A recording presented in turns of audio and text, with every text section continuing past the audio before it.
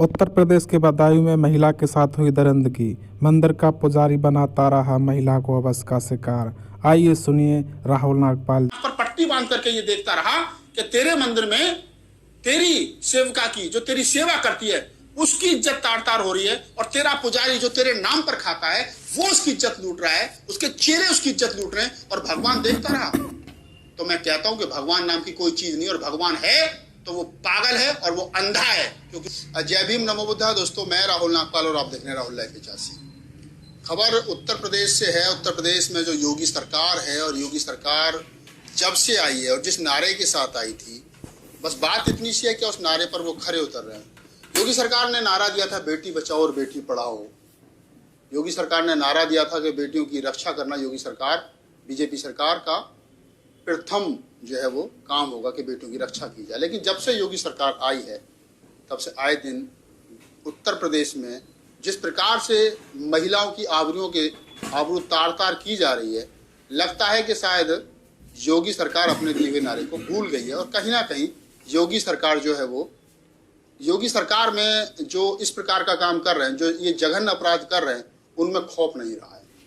चाहे हाथरस का मामला हो, चाहे और कई मामले रहे हो। हाल ही में जो एक दिल दहलाने वाली घटना आई है, वो घटना बदायूं की है। बदायूं में एक महिला, आप समझें कि एक महिला मंदिर में गई। हिंदू मान्यताओं के अनुसार मंदिर भगवान का घर है। मंदिर, हालांकि हम तो नहीं कहते, बाबा साहब डॉक्टर अम्बेडकर पहले ही कह चुके हैं, हम बाबा साहब के फॉलोवर हैं, बाबा साहब कह चुके हैं कि सुबह को 2 घंटियां बचती हैं एक स्कूल की और एक मंदिर की। तय आपने करना है, स्कूल में जाना है, मंदिर में जाना है। मंदिर में जाओगे तो भिखारी बनोगे, मंदिर में जाओगे तो अपंग बनोगे, मंदिर में जाओगे तो पूरी उम्र गुलामी का दर्शन करोगे, और अगर स्कूल में जाओगे तो IAS PCS डॉक्टर, इंजीनियर और प्रोफेसर बनोगे।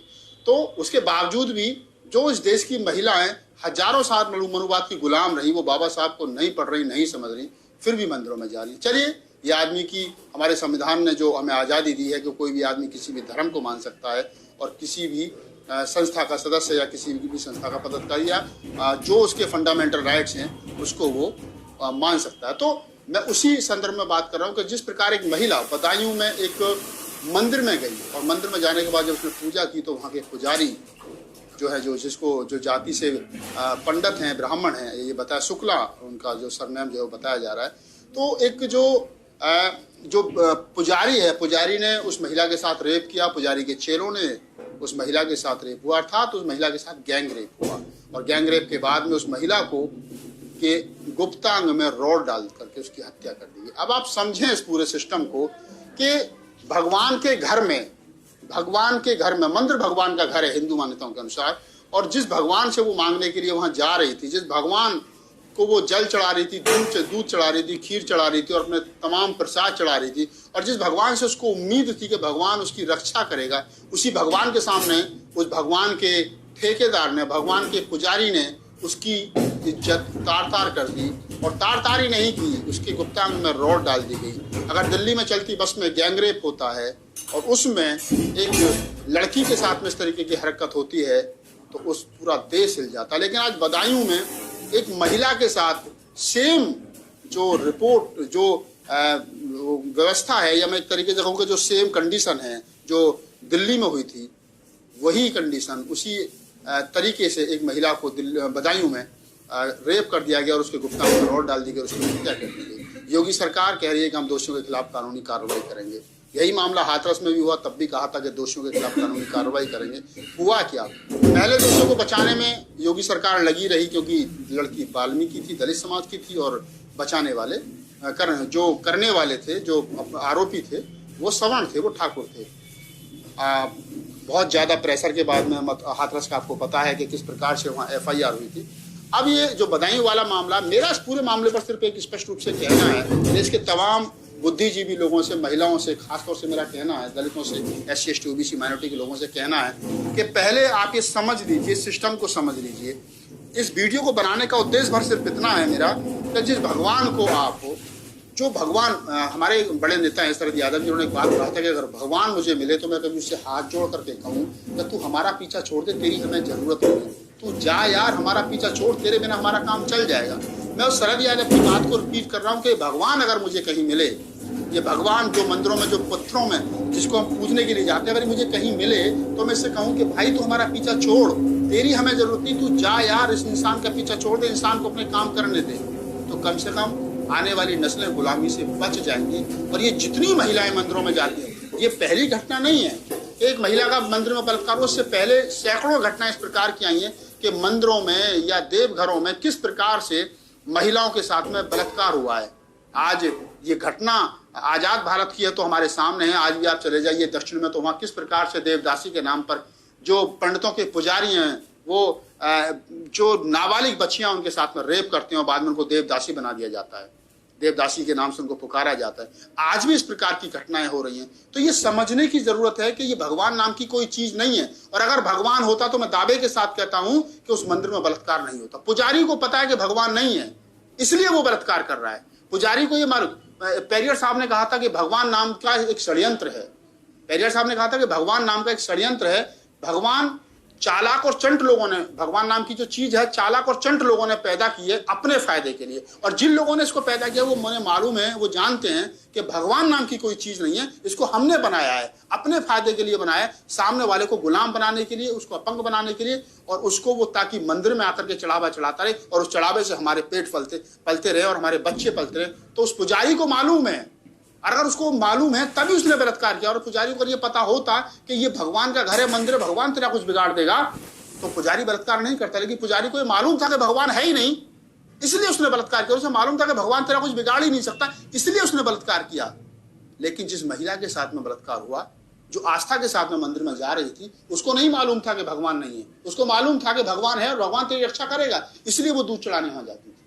इसलिए उस जैसी महिलाएं तमाम जो मंदिरों में जाती हैं, मैं उसके परिवार को मतलब ये लगे कि मैं उसके मतलब कुछ गलत बोल रहा हूं, लेकिन मैं कह रहा हूं कि इस प्रकार की घटना, जो लोग भगवान में आस्था रखते हैं, मेरा बड़ा सवाल सिर्फ यही है कि भगवान था तो फिर इज्जत क्यों नहीं बचाई गई। ये सवाल है कि भगवान नाम की बीमारी, भगवान नाम का कोई ताकतवर अलौकिक शक्ति है, तो उस महिला की जब इज्जत उस भगवान के पुजारी यानी पंडित के द्वारा, उसके चेलों के द्वारा मंदिर में लूटी जा रही थी, तो उसकी इज्जत को क्यों नहीं लूटने से बचाया। कहां था भगवान? भगवान आंख पर पट्टी बांध करके ये देखता रहा कि तेरे मंदिर में तेरी सेवका की, जो तेरी सेवा करती है, उसकी इज्जत तार तार हो रही है, और तेरा पुजारी जो तेरे नाम पर खाता है वो उसकी इज्जत लूट रहा है, उसके चेले उसकी इज्जत लूट रहे हैं, और भगवान देखता रहा।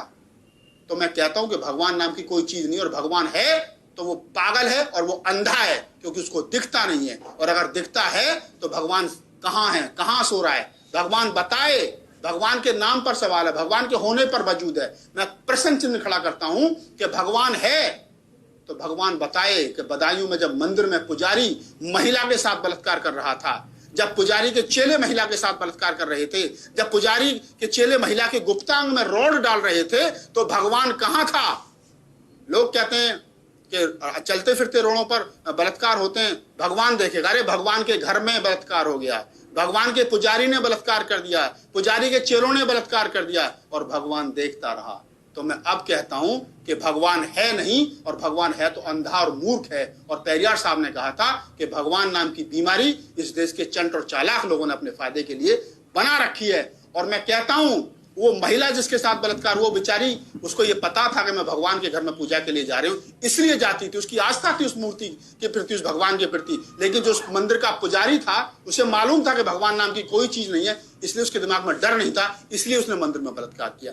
इस वीडियो का उद्देश्य बनाने का सिर्फ इतना है कि आप इस अंधविश्वास से बाहर निकलिए, और अगर भगवान होता तो उस औरत की रक्षा करता। इससे यह सिद्ध हो जाता कि भगवान नाम की कोई चीज नहीं है। लिहाजा आप व्यर्थ अपना पैसा, अपना दूध, अपना घी, अपना खीर इन मंदिरों में पत्थरों पर चढ़ाना बंद करिए और अपनी बहन बेटियों की हिफाजत करिए, क्योंकि ये पीड़ा का विषय है।